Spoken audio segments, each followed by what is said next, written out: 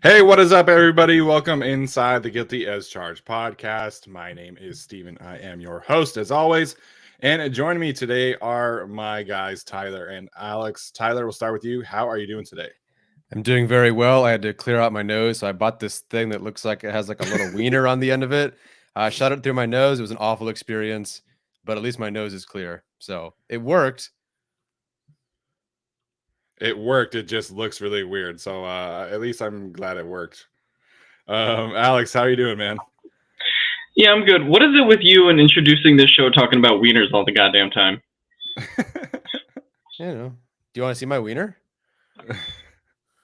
I've seen Galadriel, but yeah. Shout out to Galadriel. I hope she's doing okay.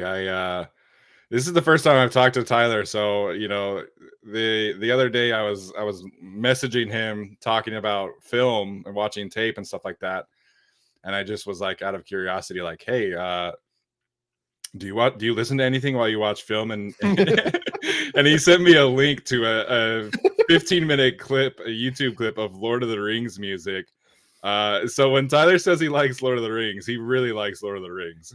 Hey, man, there's great scores there. There's all sorts of things. You can dip into the Shire for a bit, go to Rivendell for a bit. You can charge into battle, the Bridge of Khazad-dûm, and fight the Balrog and all that stuff.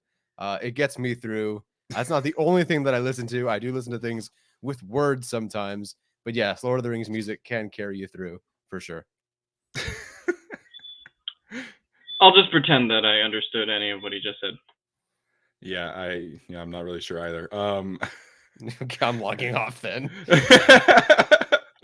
I generally listen to instrumental music and listen to podcasts and stuff like that. So I've got a good little playlist from my college days that I listen to study music, so to speak. So anyway, so that's neither here nor there. So we have a fun show planned for you guys today. We're going to talk about the Chargers offensive line coach situation, do some updates on the coaching staff, and we're also going to talk about Super Bowl 56, the Super Bowl that just happened. That Super Bowl parade was kind of sad, but we'll talk about some lessons and things to take away from the Rams and Bengals perspective, and how it can kind of relate to where the Chargers are at. So first and foremost, the coaching hire or coaching search, I should say, is it's happening again. So the Chargers are losing Frank Smith to the Dolphins. He is going to be their offensive coordinator. Unfortunately, a hire that I think makes a lot of sense for them. Of course, we figured that Frank Smith was not going to be here for long, but I don't think we really expected it to be this quick of a trip to Los Angeles. So, Alex, your initial takeaways from the Chargers losing Frank Smith as their offensive line coach. Alex is frozen. So no, I think he's back. Alex, you back? Yeah, I'm back. Okay, so your initial takeaways from the Chargers losing Frank Smith to Miami.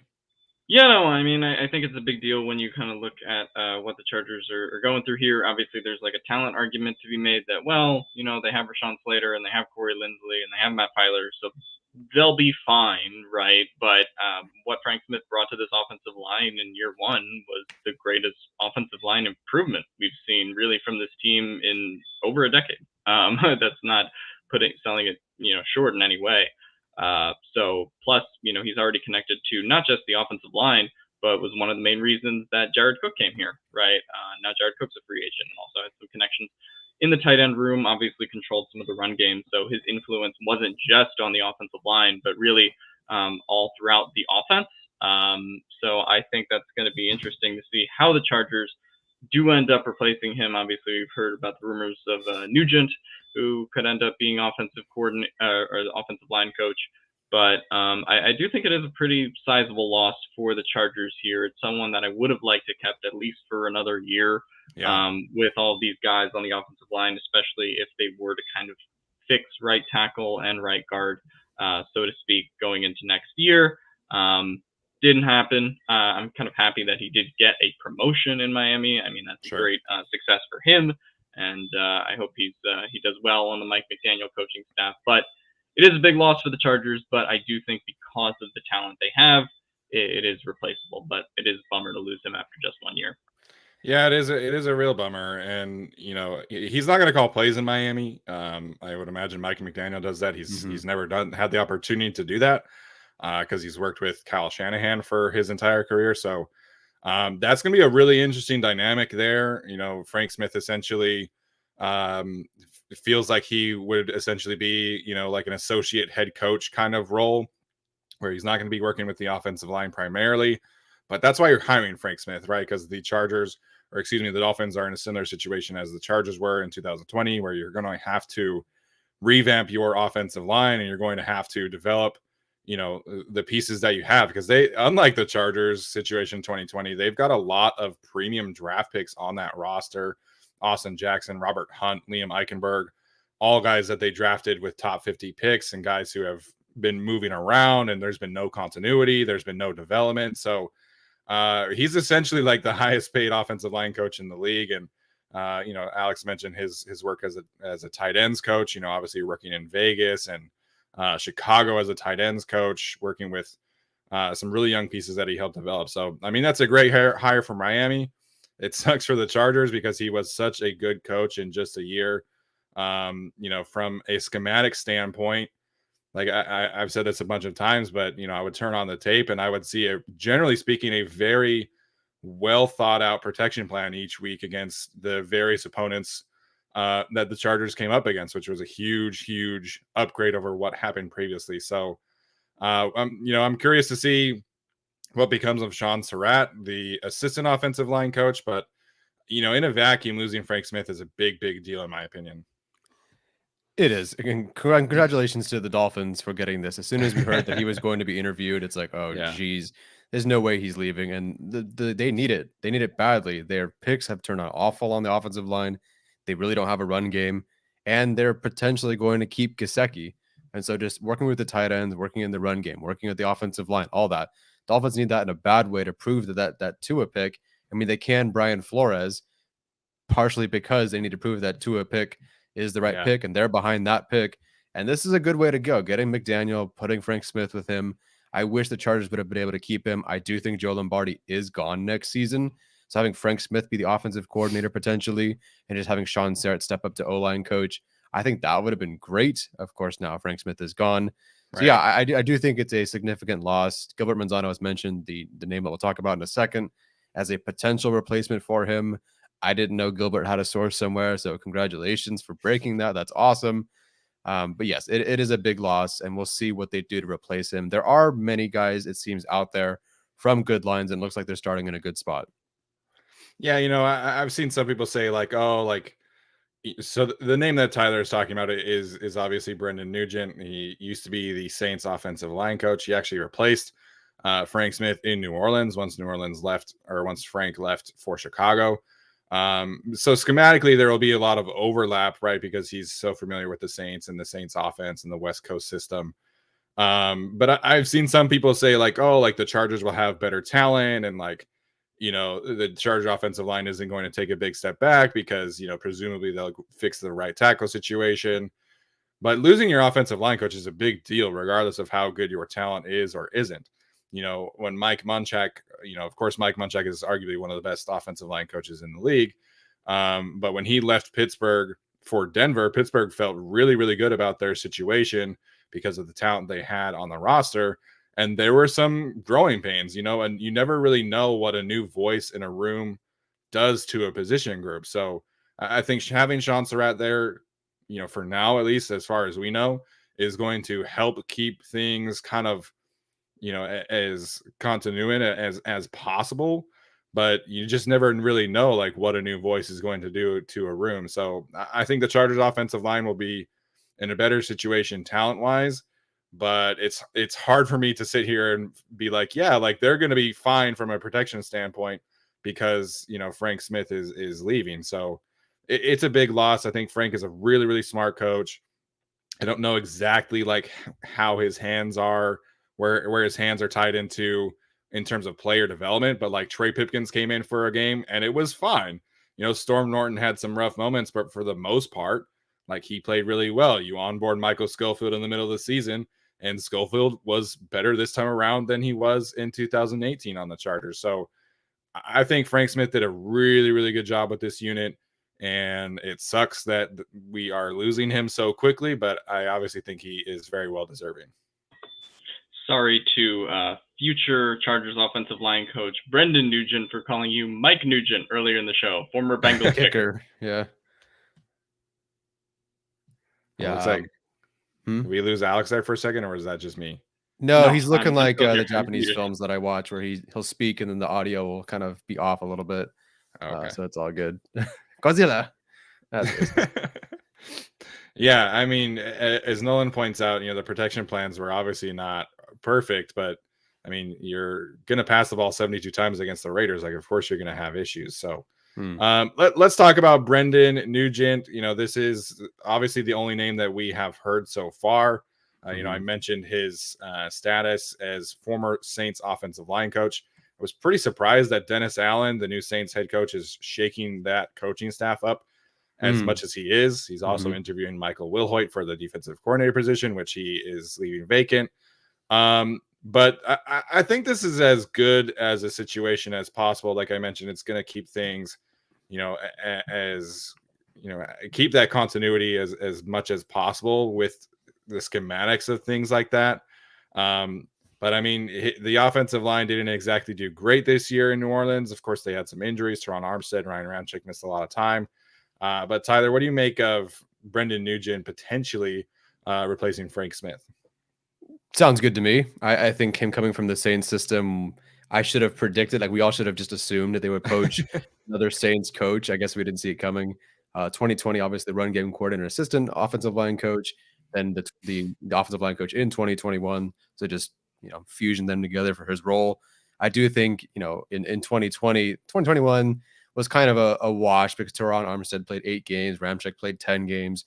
McCoy played 12 games. They also had a kind of useless quarterback situation. So I don't judge them as much on that year. But, in 2020, I'm curious what they'll do with the RB2 situation. I know he has, assuming he is the run game coordinator as well, which I would assume he is. I'm curious what they'll do with that RB2 situation behind Austin Eckler. One, because we know Eckler has wanted an RB2 behind him to really step up. And obviously Justin Jackson is gone.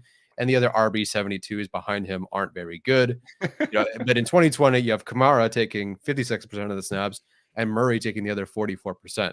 I know he has no real say in personnel decisions, but I'm hoping that they bring in a true RB2 so they can get back to that split when he was the run game coordinator with the Saints, where they have not quite 50-50, but a really, really close 50-50 split between the RB1 and the RB2 when it comes to rushing touches, because I think that's the best way to go. And again, Austin Eckler has been demanding somebody step up, and I think they're going to have to find someone that can do that.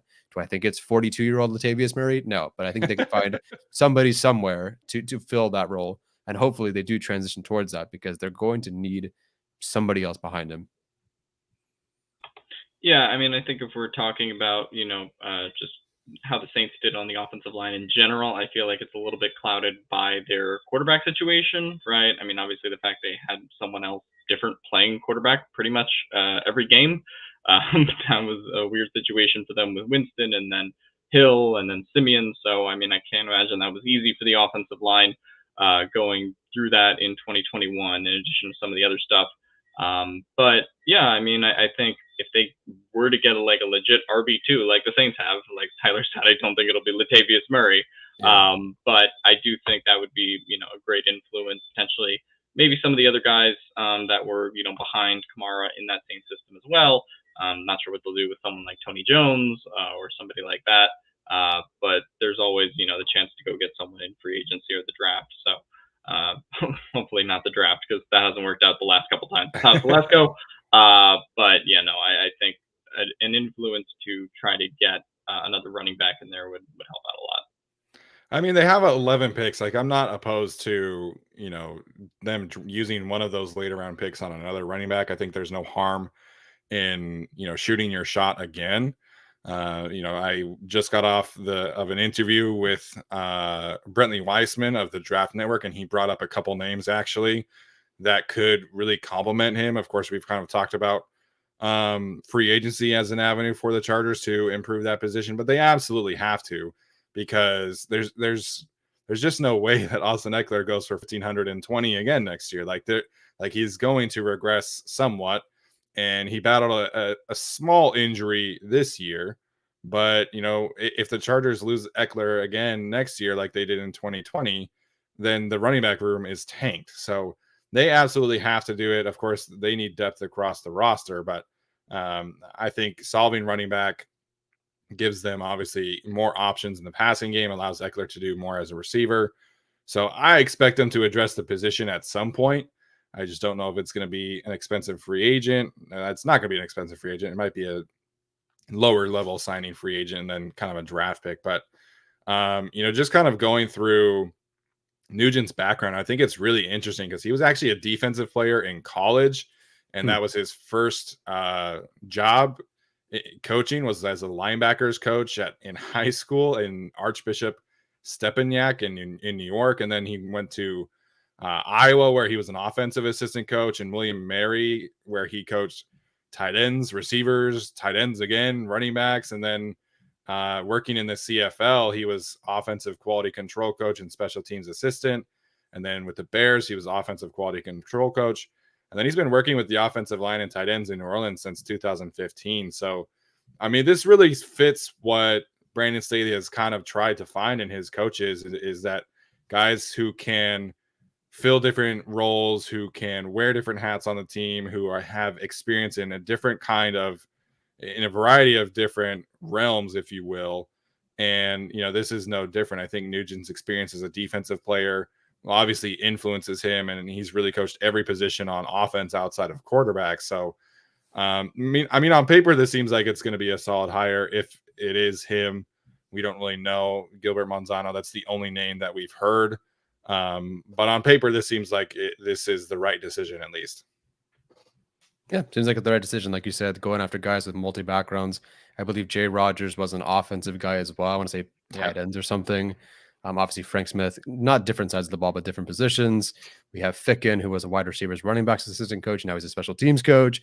Brandon Staley is that former, quarterback, now defensive coordinator / head coach. So yeah, all over the roster. Listen, as long as one of them can be a good stop the run coach, I'm cool with that. Yeah, I mean, as far as the running backs, if you're going to take one in the draft, you're going to take one in free agency. Make sure he runs faster than like a 4.940, please. 4.940, yeah. I mean, to be fair, Joshua Kelly was like a 4.5 guy, but the problem with Kelly is not his lack of athleticism; it's his lack of vision, which is always not great. So I mentioned the situation with Michael Wilhoit briefly. He has interviewed for the defensive coordinator Congratulations, position Stephen. in New Orleans. Thank you. Sorry, guys, for leaving you so soon. Shout out to Brett for that that graphic, which will always make me laugh. But Michael Wilhoit obviously came from New Orleans. He's very familiar with that coaching staff. He's worked with Dennis Allen for quite some time. And I don't know if he's going to get that position, but I think this is, kind of symbolic of where he is at in his coaching career, kind of a similar path to D'Amico Ryans in San Francisco. So I would expect Wilhoit to be a defensive coordinator, in the next year or two. I don't think he'll get it this year. It kind of seems like that's going to be Chris Richard or I forget the other name that I sent today that Jeremy Fowler was talking about. So it seems like the Saints have some really good in-house options, but Michael Wilhoit, I think it's about a year away from taking an upgrade job. But listen, it's great for him. Really good experience for him to be able to have this interview. But I kind of feel like this is also like Kevin Koger, maybe a year too soon for me. Yeah, the guy you mentioned was the assistant head coach, defensive line coach, Ryan Nielsen. That's the other guy who can't get it. So yeah, those seem like better options at this point for the Saints. But yeah, Wilhoit will leave at some point, I would assume. I hope he doesn't leave this year.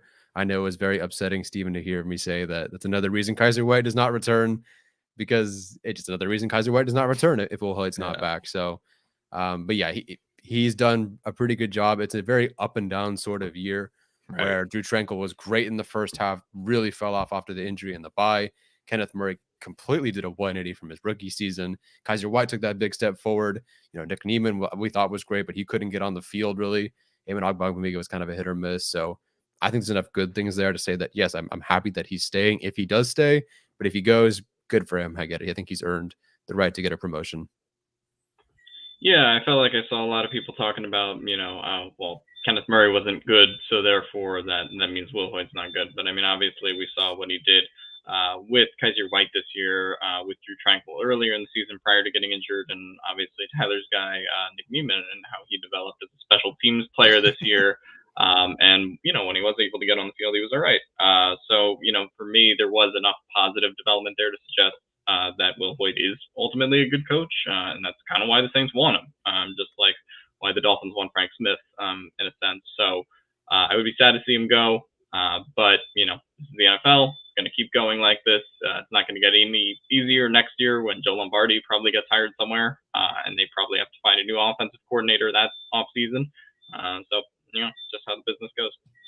Yeah, I mean, you look at what the Rams have gone through over, the last 4 years, and it's like every single year they're finding a new quarterbacks coach, a new coordinator, new whatever. So, this is the nature of the beast. And I think if the Chargers have the season in 2022 that I think they are capable of, then there might be a bit of an exodus from the coaching staff in terms of getting promotion. So, Tyler, any final thoughts here, and then Alex on the coaching staff changes? More of a question. Do you guys recall with either the two previous regimes with McCoy and Lynn, do you recall an exodus of coaches or projected exodus of coaches like this with either of those regimes? It seems like the Chargers are already getting more interviews than I can recall just in their first season. And then, next season, 3 or 4 guys are probably gone. Yeah, I mean, there was when Frank Reich and Nick Sirianni left to Philadelphia or Indy or wherever they linked up, but I don't remember Anthony Lynn's staff getting poached at all. I struggle to even remember a couple of coaches here or there. Yeah, I think Reich and Sirianni were fired, or at least Reich was, and then he just went and joined Peterson. Alex? Yeah, I believe that's correct. I don't think any of them were poached in that sense. Can't really remember anybody. I mean, obviously the Raiders poached Gus Bradley, and now the Colts poached Gus Bradley. So there's that. But no, I don't think there's been any real promotions from inside the Chargers. So, I mean, that's kind of a sign that I guess you're doing something right, as opposed to some of the previous regimes. But I don't really remember. Yeah, I don't think Ken Wisenhunt got that call up. Yeah, I also think this. I mean, the Chargers are doing something right, I think, but I mean, they are also one of the teams that is kind of following all of the modern trends right now, like the too high shell defense, the Shanahan, Peyton kind of hybrid offense. So, there's going to be a lot of coaches who are kind of interested in how the Chargers have, schemed things up recently. And I think that makes a lot of sense. I'm curious to know how they change that. If they do lose Mike Wilhoit, I'm not really sure if they're going to, but I mean, Chris Shula, the linebackers coach on the Rams, has worked with Staley a couple of times. There's a John Carroll connection in there. Of course there is, because there's a John Carroll connection everywhere, apparently. But I think that would make a lot of sense. The Chargers don't, to my knowledge, have a passing game coordinator on defense, so they can maybe give that to him or do something to steal him away as a linebackers coach. But we'll cross that bridge when we get there, I guess. I think at some point we're just going to have that board from Always Sunny in Philadelphia connecting John Carroll, the Chargers, the Saints, all of the Chicago, and the special teams coordinator here, and we're just kind of going crazy at this point. Yeah, absolutely. What is up, Arjun? Arjun's in the chat. So if you're not following Arjun lately, I think you're making a mistake, because he's had a lot of fun with the Joe Burrow stuff, which is a good little transition to talk about Super Bowl 56. Nice. So well done, Steven. Thank you. That was really good. Thank you. Obviously the Super Bowl happened on Sunday. I hope everyone had a good time, eating food and watching the game. It was a good game. I want to talk really quickly because that halftime show, man, was just so much fun. And, I've had to sit through some really bad halftime shows in my life. So to sit there and be able to listen to Dr. Dre and Snoop Dogg and Eminem and 50 Cent making a surprise cameo and Kendrick Lamar, man, it was just really cool.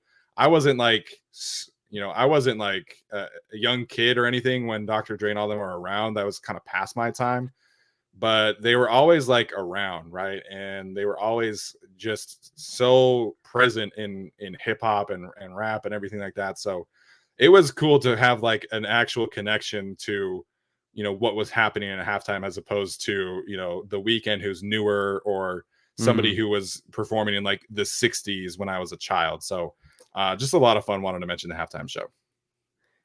Yeah, sometimes, listen, there are legends of music and rock or whatever that come on, Yeah. and it's really cool for people to watch Bruce Springsteen. Listen, I like the 3 songs that I like, but there's just you got to have a little bit more energy than that and play to the crowd that's there, or obviously at home. And I think that was the first time where my entire family, my sister and I, Rebecca and I, were watching the game, and we were singing along with everything. And it was a really, really good show. And to be honest, the first one I can remember in a while where I said, please keep going. I was so bummed when it was over. Yeah. And I wanted to go for another 30 minutes. I couldn't have cared less about the rest of the game. It was really awesome. Shout out to Kendrick Lamar. I didn't think he would be that good live, honestly. You see a lot of, you hear everything on the radio, then you see them performing live, and it's like, everybody across the board was fantastic. And I think this is a testament to the talent that they had. So it was a fantastic halftime show, much better than the game. Yeah, it was much better than the game. Like we just were all messaging. We're like, can they do like 30 more minutes of that? Like that would be really fun. That's just how I felt about the whole thing from beginning to end. Just the idea of all these like guys getting together on from one of kind of like the most famous labels in history, the history of music. I mean, that was great to see. I can't believe they allowed Snoop Dogg to crip walk. Halftime show. And we're like 3 years removed from them having like a totally crap Maroon 5 halftime show, and then they were like, we gotta hire Jay-Z, and I think that's been a success so far. But yeah, no, that was just a super fun halftime show to watch. I went crazy when Eminem did the "Forgot About Dre" thing. I thought that was really cool, with Kendrick leading into that. But yeah, no, I thought it was a great halftime show all around. Yeah, when Dr. Dre started doing the piano for the Still Dre song, man, like I got chills. Like that was so cool to watch happen in person. And please, like, Jay-Z is totally listening to this podcast, right? But like, I need Kendrick Lamar to get his own show. Like, I need a Kendrick show, because I think that he was just so cool, and like all the choreography that they had going. I thought he was awesome for sure. And I had to laugh. Like people the next day were like shocked that Snoop Dogg was like smoking weed like right before he went on the stage. I'm like, that's the most Snoop Dogg thing I've ever heard. Yeah, I didn't understand why that was a thing. Right. I just didn't understand why people were surprised that like Snoop Dogg was Snoop Dogg and all these guys were all these guys. Like this is how they acted. I thought it was funny that in 50 Cent, when he was upside down, he just clearly did not have it like he used to, and all the blood just came rushing down to his head. I felt so bad for him, and then he got it like halfway through his verse, but it was a problem for a while. Yeah, he was definitely a little winded there when he hopped down from the thing, but it was fun, man. I was not expecting that at all. So to have him come out was really cool. All right, that being said, let's talk about the game and have a little Chargers flavor to it, as we always do. We've been talking a little bit today about defensive line options and pass rush options and things like that. And that really was my biggest takeaway from this game, is that defensive line is the equalizer of all things football. And, obviously it helps to have Aaron Donald, arguably the best defensive player of our generation. But I mean, we saw strong performances from Leonard Floyd, strong performances from Von Miller, strong performances from like Greg Gaines and Ashawn Robinson. I mean, they sacked Joe Burrow like 8 times, probably had 25 pressures. And the Rams defensive line has been kind of the driving force of their team. I mean, the offense has been great and it's been high scoring, but that defensive line won them the Super Bowl. It won them the NFC.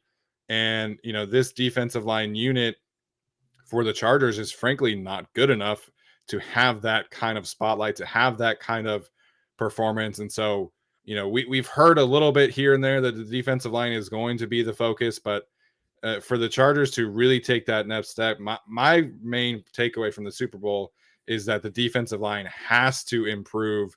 And I think it starts with the pass rush. So everybody's kind of focusing in on the defensive tackle situation. But I mean, the Rams don't win that Super Bowl if they don't have Von Miller and Leonard Floyd and Aaron Donald and all these guys. And, you look up and down the roster, and they carried 6 edge rushers on their roster. The Broncos carried 6 edge rushers on their roster all season, and the Chargers had 4. So, in terms of fixing the defensive line, I think everybody's kind of focusing in on stopping the run. But to me, if we're talking about like Super Bowl takeaways and how it relates to the Chargers, I think you need to see some serious juice injected into the Chargers pass rush. Yeah, the Chargers. I'm looking at their draft history right now, and they've taken 1 edge rusher the last 3 seasons, and that was Chris Rumph, who was clearly a 3-year project. They've taken 2 defensive tackles, one of them that they cut, the other one being Jerry Tillery. So, woohoo! So, I think that they really should, and we expect them to invest in the trenches moving forward. And just having, listen, I know it's, Von Miller was never going to be available to the Chargers, I would assume. And finding Aaron Donald was going to be impossible, but just having the rotation of just dudes, you have conversations with anyone who knows anything about football. It's just, you don't even have to have the superstars up there. Just have a good rotation, and you can't just go, from what I think could have been a half decent starting group with Tillery, Jones, and Joseph. You can't go from that to like Banks, for example. And we saw how bad that was to start the season, but they were just kind of okay with that, just throwing bodies out there. And I'm glad that Fehoko, for example, has developed, but the idea that him or Merrill was really going to be nose tackle too, with Broughton sort of a tweener role, like you can't really rely on 2 undrafted free agents to fill that role. They might, and I'm glad Fajoko's developed, but the idea of just going into the season with that, it's not good enough. I mean, the Rams could have deployed, they could have just had Sebastian Joseph Day inactive during that game, and it wouldn't have really mattered. They had Robinson, they had Gaines, they were good to go. Now they had all 3 guys, which is awesome. So yeah, find those guys. And then also, if you have someone like a Cortez Broughton who develops, keep him. Or if you have someone like a Braden Fehoko who is ascending, like Greg Gaines, who was a 4th-round pick. I think at this point, Fajoko's second year was statistically better than Gaines' second year. I don't know if he can reach the point where he's a 36 pressure, 5 sack guy like Gaines is, but hopefully they give him a chance rather than just kind of sweeping him under the rug and bringing in some other guy who doesn't deserve it. If he's developing, let him play. Let that guy play. Let him get some snaps, because Broughton did that before our very eyes this year, and they cut him for Banks. And I really hope they don't make that same mistake this year. Yeah, I think all of my lessons from the Super Bowl, whether we're talking about the Rams or the Bengals, are more from an organizational standpoint and just how the Chargers kind of operate. The first kind of being the elephant in the room, which is Les Snead and his very loud "fuck them picks" T-shirt at the Super Bowl parade, which I thought was funny. But I think the thing that you kind of learn from that is not necessarily that you have to be ultra aggressive like Les Snead was with this Rams team, but you can say, hey, I mean, we kind of view draft picks more as a currency than the only thing that we use for team building, right? And in the Tom Telesco era, have not been a lot of times where Tom Telesco's traded a draft pick for a player, right, that was available. Usually it's that he's selling a player for a pick, right, kind of like the Desmond King trade a couple of years ago at the deadline. So I think that not that they were going to get Von Miller, like we said, but the idea of just kind of being in that realm and, not being, I guess, attached to the idea of having to keep your 3rd-round pick, right, and being able to spend that on something else, or even your 2nd-round pick. I think that would kind of work out for the Chargers, at least on a couple of instances. Doesn't mean you have to do it all the time. The second thing I would say is kind of more being proactive than reactive, and I think that kind of relates to the Rams and how they went after Odell Beckham Jr. And the way that I would kind of phrase that is Odell Beckham Jr. gets to the Rams, and then 3 days later, Robert Woods blows out his knee, right? So, in the kind of Charger sense that I've thought about it, right? Derwin James in that Hard Knocks season, right?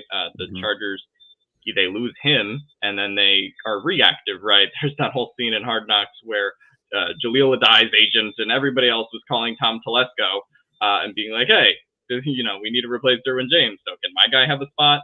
Right. The Chargers, I think, in replacing guys or trying to find depth have always been reactive as opposed to proactive. And I think that that's something that you can also take as a lesson from the Rams too. And the last thing I would mention from the Bengals, and this is actually something Steven talked about in his article, I think there would be a lot of, franchises that if they had taken a bust like John Ross 4 years ago, would completely stay away from the idea of taking a wide receiver in the first round again, like Cincinnati did with Jamar Chase this time. And, they probably would have taken Sewell or would have taken Slater, which wouldn't have been a bad pick, but they also wouldn't have been in the Super Bowl because they didn't take Jamar Chase. So I think stuff like that, and we talked about the number of wide receivers that Tom Telesco's taken, not a lot, outside of Keenan Allen and Josh Palmer. So, like that kind of thing, and being able to just kind of double dip and take chances on those skill positions, regardless of how it went a couple of years ago or a couple drafts ago. I think that's something that the Chargers should kind of embrace as well.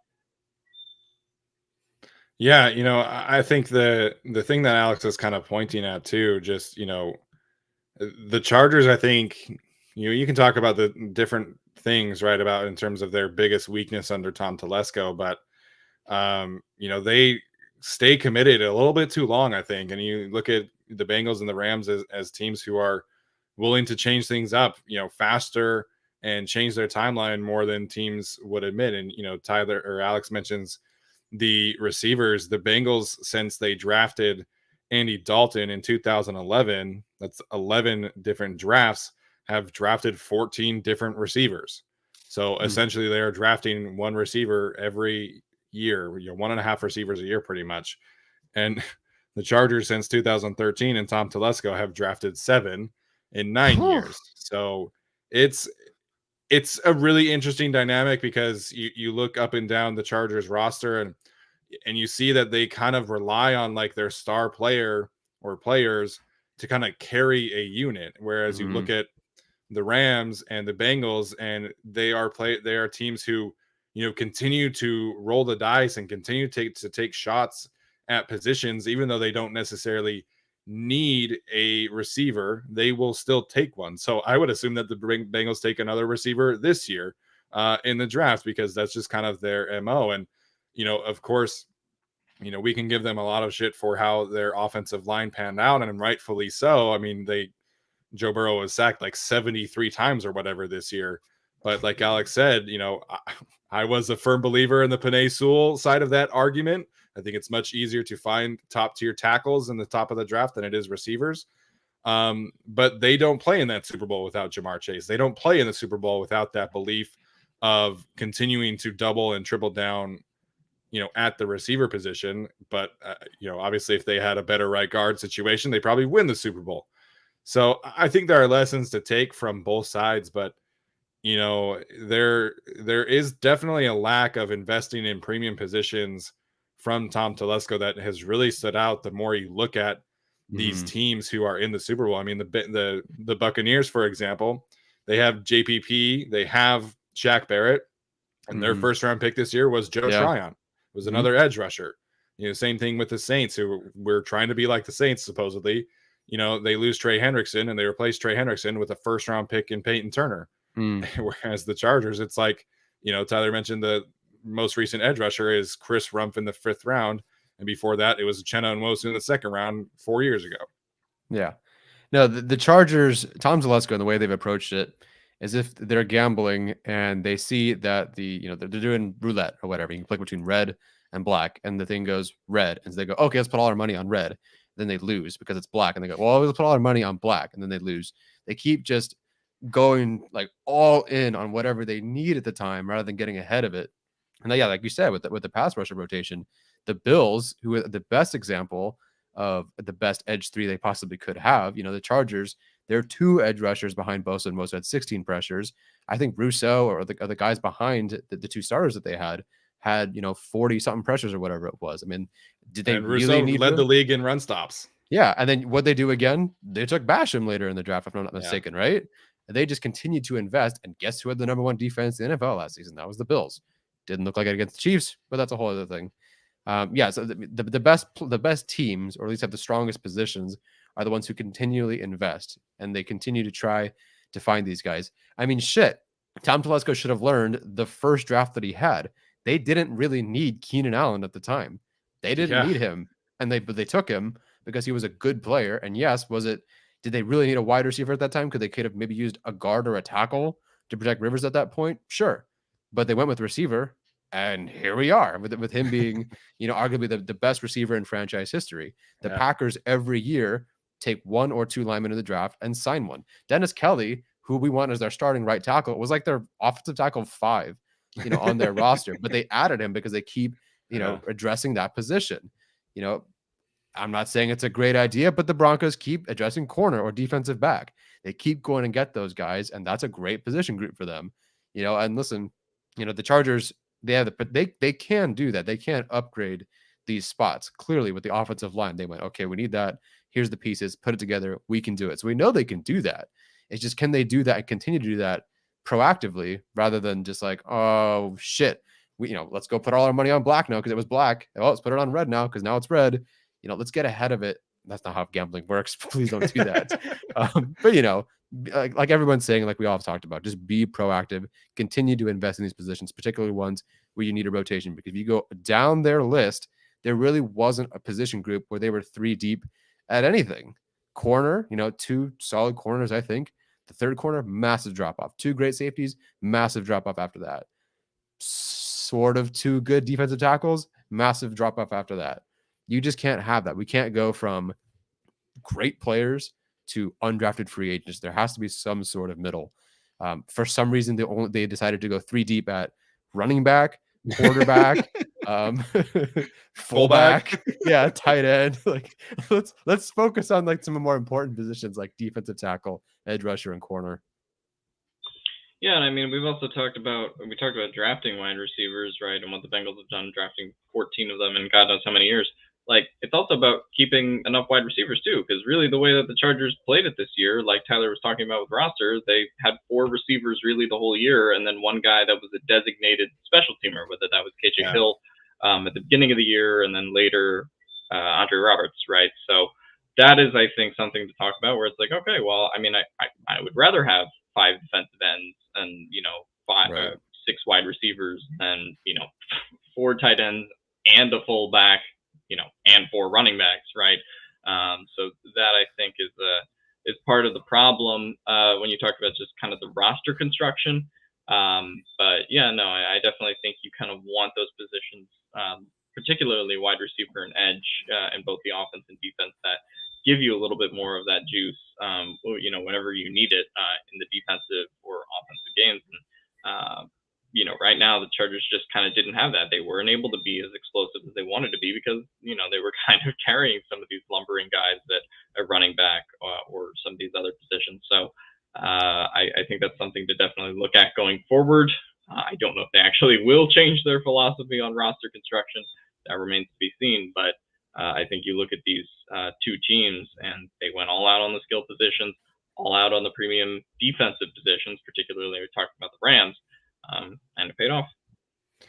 Yeah, the Rams, like everybody kind of talks about the Rams star acquisition, but to me, like the way that they continually invest, mid to late round draft picks in players to support their stars really is kind of what stood out to me when kind of researching that article that I did for LAFB, because I mean, you go down the list and like, so they draft Michael Brockers, who was a really, really good defensive tackle in 2012. Then in 2014, they draft Aaron Donald. The Chargers and several other teams would have been like, shit, we don't need defensive tackles. We're good. We got 2 studs. Like, but it was like every other year, there's a Greg Gaines here. There's a Sebastian Joseph Day here. There's a John Franklin Myers here. And it's like, they don't look at Aaron Donald as an excuse to, have him cover up warts at that position. They look at that position and say, no, like we need to help Aaron Donald out. And it's the same thing with Jalen Ramsey, where they've invested picks into John Johnson, they've signed Troy Hill, they've drafted Terrell Burgess, Taylor Rapp, Jordan Fuller, they've signed Eric Weddle twice. I know Eric Weddle's a sore subject, but like, you know what I mean? Like they continually to support their stars as opposed to treating their stars as players who can cover up warts at the position and say, okay, we don't need a really good third receiver because we have Jalen Guyton because, Keenan Allen is so great. Mike Williams is so good at wide receiver too. Or we don't need other tight ends, so we're going to draft 2 tight ends in 9 years because we have Antonio Gates or Hunter Henry. So that to me really the problem with the Chargers is not star acquisition because they have stars. I would put the top 10 of their roster up against anybody in the league. The problem is the way that they support those stars. And that to me is kind of like the key takeaway from the Rams roster building is that they will continually invest resources into to supporting their star players as letting those star players carry units by themselves. I will say, I think Alex, go for it. Oh no, I was just gonna say, and I think we're all guilty of this sometimes too, but where we just kind of go, oh well, Keenan Allen and Mike Williams are here, so there's no need to spend the first round pick on a receiver, right? And I sort of do agree with that philosophy, right? I mean, I would prefer the Chargers draft a corner. I would much prefer they draft an edge player or something like that. But I mean, the Bengals were like, well, we have Higgins and Boyd and all these guys, but we're still gonna take Chase, right? And I think no matter like how stacked you are at a position, you could always kind of go more into that if there is kind of like a true best player available that would fit your position, even if you already do have guys there. Totally forgot what I was going to say. Well, I mean, there's a lot of negativity, of course, associated with this kind of conversation, but I do believe that the Chargers process as a whole was much better last year than it was previously. I mean, you take the tackle, you take the corner, you take the receiver in the first 3 rounds. And, I'm not necessarily saying that you need to do the same thing this year, but you're investing premium picks in premium positions. And I think that is hopefully something that can continue. The question now that I have for the 3 of us to discuss is how, if at all, did watching the Super Bowl kind of change the way that you are looking at this offseason? Because, we just talked about, the depth problems, and the Chargers do have a ton of cap space. They have 11 draft picks to kind of solve those situations. So, Alex, I'll start with you. Did watching the Super Bowl change the way that you are approaching this offseason at all? Yeah, it made me want Von Miller really bad. No, but I mean, I think you talking about the Super Bowl and how it, changes the approach to the offseason. I don't know if it really changes it, but I think it makes me feel more flexible with things in terms of what the Chargers are able to do in free agency, and sort of we've sort of created this list of, well, they should keep this guy, they shouldn't keep this guy, but I think there's a lot of ways to kind of build a team, and whether that involves letting Mike Williams walk or signing Mike Williams, for example, there's kind of ways to build teams on that, regardless of which way you choose. As we kind of saw with the Rams, right? They did lose Robert Woods and still were able to kind of sustain a Super Bowl run in what otherwise kind of might have been a deadly position for them. So that's sort of the kind of thing that I think about. I don't know if there's something that instantly changes my philosophy, because ultimately the Chargers still do need a corner. They probably still do need an edge player in those first 3 rounds that we do talk about, as well as potentially an offensive lineman, an offensive tackle. So nothing really changed my mind on what the Chargers are going to do in free agency in the draft. But I do think the Super Bowl and specifically what the Bengals and Rams were able to do with kind of methods that were panned by a lot of people, but ended up kind of working out, such as the selection of Jamar Chase, or trading, or the Rams really trading their entire farm away. I think stuff like that, and unconventional methods is kind of something that the Chargers could try more of, even if it's not to that extent. Yeah, I don't know if it changes the way I'd approach the offseason. I just think if Telesco is going to pick between one of the 2 options, between how the Rams did it versus how the Bengals did it, I would assume he does it more like how the Bengals did it, where just everything is up front. You add everything up front, trade for guys if you have to, spend all at the beginning of the season. And if you get all of your depth covered then with your 11 picks as well, great. Get that all done at the beginning of the season, spend all the money that you need to, move, shift, whatever you got to do. So I think that's kind of the approach. That didn't really change for me. I just think that, I think Telesco would be comfortable. I wish he would. I wish he would have made that deal at the deadline. I think everyone wishes he had made some sort of deal at the deadline, particularly for a right tackle or edge rusher. But I think he could take the Bengals approach, where it's just we get all of our guys up front and roll the dice, and let's see how the rest of the season goes. Tyler, is Alex frozen to you? Yeah, unless he's really stunned by my comment. Oh, there he is. Now he's back. Okay.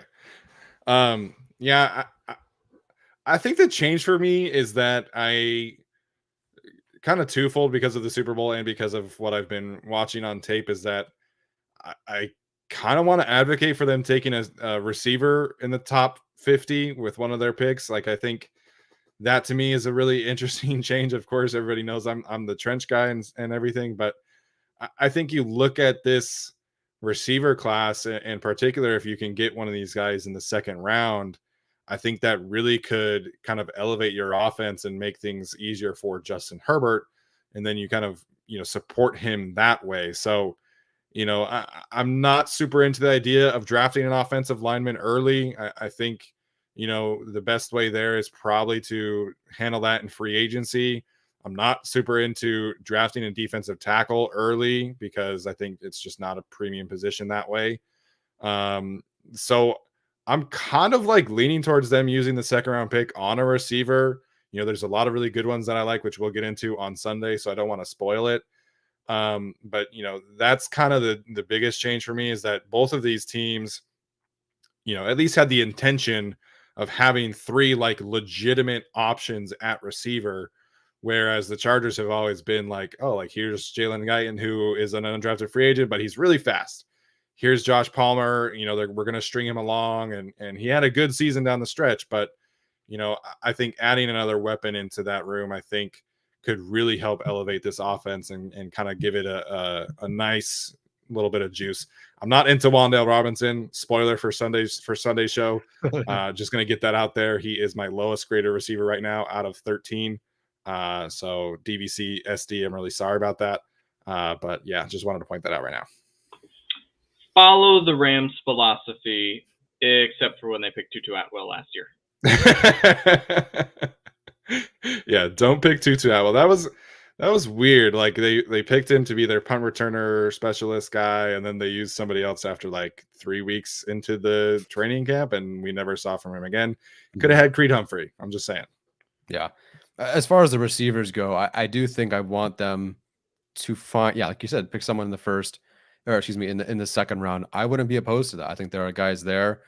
I want to say there were also guys there when they were picking in the second round last year. I don't recall exactly who was there, but I'm sure there was somebody that we liked. But this year really feels like a draft where you can get a second round grade guy, maybe a fringe first round grade guy in that second round. It's at the 17th pick in that round. I'm all for it. I think they need to find somebody who can succeed with the dumbest offensive coordinator. I don't care if you think that's Joe Lombardi or when Joe Lombardi leaves, whoever they bring in. Let's say they bring in Mike McCoy back. I don't know. They're not.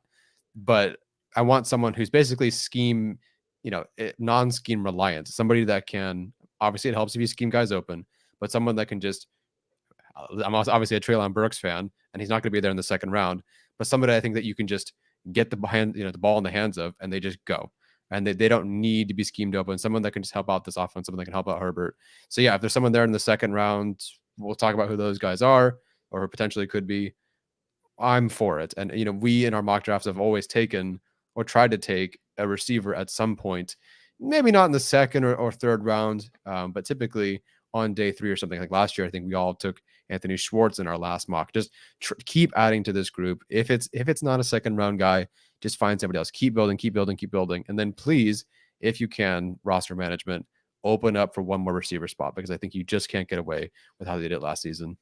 No, I don't think they can do that either. And just for reference's sake, in between Asante Samuel Jr. and Josh Palmer went Rondale Moore, Dwayne Eskridge from Western Michigan, Tutu Atwell, obviously, Terrace Marshall,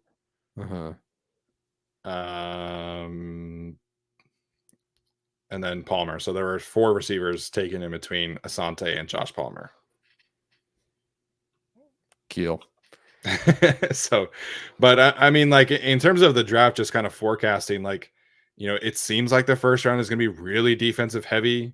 So, I mean, we don't know about the quarterback situation. It seems like everybody kind of hates this class, and that might force some of the defensive prospects up higher on the board. And so, like, if you're sitting there at 17 and Garrett Wilson is staring you in the face, or Jameson Williams is staring you in the face, or Treylon Burks, like, as opposed to that, or taking Jordan Davis, or taking, the 6th edge rusher or the 5th corner or whatever, I think that's something to consider for sure. No, I completely Tyler- agree, especially with the yeah. I was just gonna say, Tyler, like 3 minutes ago, said Mike McCoy is Chargers offensive coordinator, and I vomited in my mouth and completely zoned out the last 3 minutes because the idea of Doug Peterson getting Mike McCoy promoted to Chargers So offensive weird. coordinator Oh made my me want to God. die. No, I'm fairly confident the toast has been burnt. The milk toast will no longer return. Yeah, we're seeing a lot of these coaches like come back out of retirement and stuff like that. It's weird. Like, why would you want Mike McCoy around Trevor Lawrence? I don't really know, and there's no connection to Doug Peterson. So, very interesting. So, all right, guys. Any other takeaways here from the Super Bowl as it pertains to the Chargers process? Why are Raiders fans in here right now? Do you get live streaming in jail? Is that new? That part of your rehab to become a Chargers fan? Alex, any final thoughts from the Super Bowl? No final thoughts on the Super Bowl. Just that hope the Chargers are playing there next year. And maybe we can get more fans there than the Rams had at their parade today. That would be a fun goal. But yeah, no, I think we talked about the Super Bowl in depth, what the Chargers need to do in the off season, and we'll talk about that all off season in the next 3 months. So Yeah, can't wait to talk about these prospects. Eric Weddle, congratulations on your Super Bowl. You really got us back. I think us Chargers fans really just feel it in our hearts. It's such a weird situation for me as a Utah and a Chargers guy. I was trying to explain to my dad and my brothers like why Chargers fans are super salty about the whole situation, and it was weird. It was like I was stuck in the middle between a rock and a hard place. But shout out to Matt Gay. Matt Gay, you deserve it. Eric Weddle, not so sure. the full circle on this podcast is actually Matt Gay winning the Super Bowl. Matt Gay not only winning the Super Bowl, but ending the career of Tom Brady is really full circle. It really is. It really is full circle with Matt Gay, former Buccaneer and former Utah legend. So, like we said on Sunday, we are going to do our first draft ranking video. It's going to be the receivers. Can't wait to dive into that. It's gonna be really interesting. I think this class has a lot of different flavors, specifically at that position. The three of us each have a different wide receiver one, so it's gonna be a lot of fun discourse. After that, we'll dive into some other positions, but really wanted to kind of kick this off with a bang, if you will, and talk about the wide receivers. So really excited about that. Alex has been crushing it with some free agency reviews with Kaiser White and Linval Joseph recently, so check those out. Tyler and I have been doing some interviews. Tyler just did one with a prospect today. Like I mentioned, I did one with Brentley Weissman today as well. So check those out. If you're not subscribed to our YouTube channel, please go and do that. Leave us a rating or review. We really appreciate that. So that's going to do it for us today, guys. Thank you so much for tuning in, and we'll see you next time.